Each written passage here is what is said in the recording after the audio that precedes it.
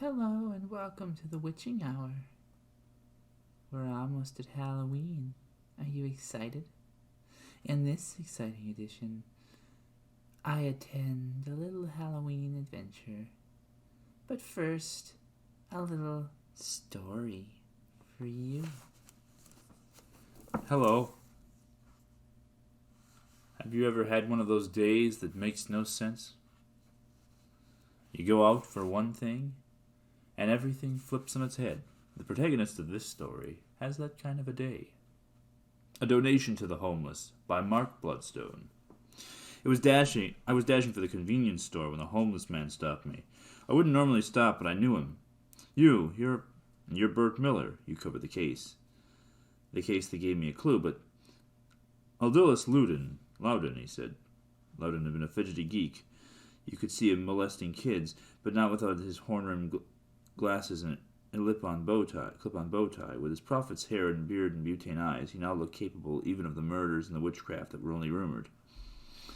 You finally got out, huh? You're never interested in covering that part of the story, are you? I thought I was used to press bashing, but my face burned. He had a point. The case had made headlines for a couple years. When it unraveled on appeal, people paid less notice, and each defendant was separately freed. His life had been stolen, and no 2 inches on an inside page could ever restore it. Look, maybe I could do a feature story on you. Forget it, I'd settle for an umbrella. Sure, but it's freezing out here. You're telling me. He was wearing only jeans, a t-shirt, one of those heavy metal goat and pentagram things. Probably meant as bitter irony. Come on, let's go in the store. The clerk won't let me in. I could invite him into my car, but charity has limits. He was dirty and probably had lice. Before I could have second thoughts, I pulled off my coat. I had a heated car and a warm home to drive to. Your very own coat, he said. Your very own coat, he said, when he slipped it on, as if this especially pleased him. A personal possession. If there's anything else, I said, backing into the store, I'm still at the paper. Don't feel so bad, Bert, he said. Those kids were telling the truth. When he laughed, I said, You had me going there for a moment. I slipped into the store fast, and I drew a blank when I tried to remember what Jenny needed. Milk. That was always a safe bet with our little girls. You buying something, my friend? The Indian clerk spoke again, even more sharply before I realized he meant me. Yeah, right. This is a store. We do not need your kind in here. Buy what you want and go, if you have money. My kind. I couldn't think of a single politically correct comeback, so I reached my wallet to show him cash. Oh, crap, I said, and I dashed out of the parking lot. Aldous Loudon was gone, of course, with my coat, with my wallet. But I should have been able to overtake him, if I'd had a car. I burst back into the store. Call the police. I gave my coat to a bum and I had my car keys. I don't need any police, he shocked me by pulling a billy club from under the counter and slamming it down hard. You unwelcome person should know by now that I can take care of myself. What was wrong with this guy? I was wet, yes, but I was wearing old clothes. But I looked like any suburban householder on a weekend. I would have argued, but he was coming out from behind the corner with the club. It was easier to jog home than to wait at cold payphone for my cops. Preoccupied, I jogged into the apartment complex beyond my house. I backtracked to Karen Smith's house, but that made no sense. My home stood between hers and the apartments. No, it didn't. With not even a vacant lot in this place. Could it be the wrong street? But Karen answered my knock. This is a stupid question, but where's my house? Go away, my husband's inside with a gun. Karen, he's in Mexico with his boyfriend. She told me that. But she looked dumbfounded. For the first time I took her to slam the door in my face. To hell with her, she must have been drinking again. I blundered around the weeds by the fence where my house should be a while more, but the lights came on. Looking for what? My home just wasn't there. At least the back of the police car was dry and warm. How can somebody just walk up and steal your life? I asked the cop. He was a humorist. Don't worry, pal. They got pills to give you a new one. Do you even understand? How can somebody just walk up and steal your life? Maybe you should understand not to mess around with witchcraft. We'll see you next time. Darkness falls across the land. The midnight hour is close at hand, and creatures crawl in search of blood to terrify your neighborhood. Hello and welcome to the Witching Hour. We're on our way through the darkened city streets to attend a Halloween party. In the streets, there are bound to be creatures of all sorts about tonight, so we'll see what we can discover out here and what's going to happen as we get closer to this madness. We're going to see what happens as we approach this. There's going to be a lot of people here. You can already see the crowds.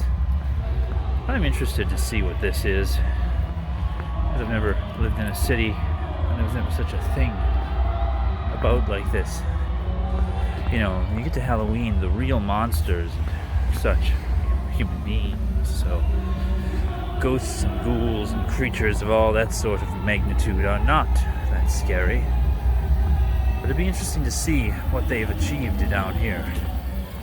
This will be some kind of big costume contest and all that.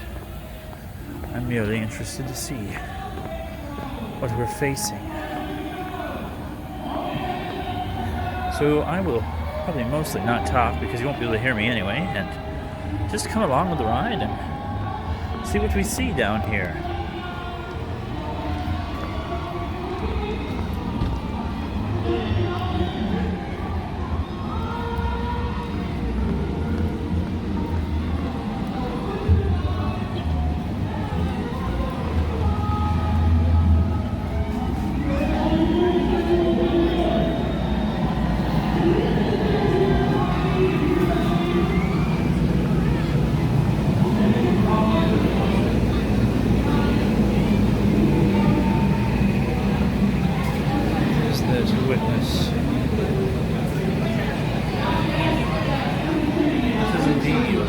Witness.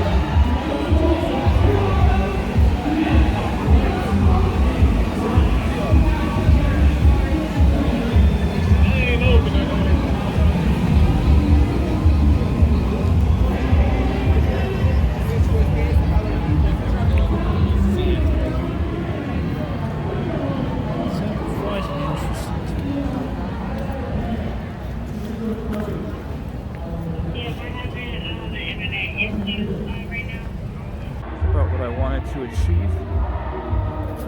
Look at these skeletons all the way back here. But I'm not like a huge into this sort of thing. Crowds of people and all that. So, people certainly do get into the decorating though. Hope you've enjoyed.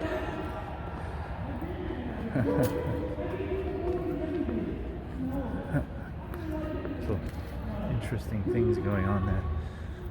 Hope you've enjoyed this little look into the spookier side of things and having a little bit of Halloween festivity with me.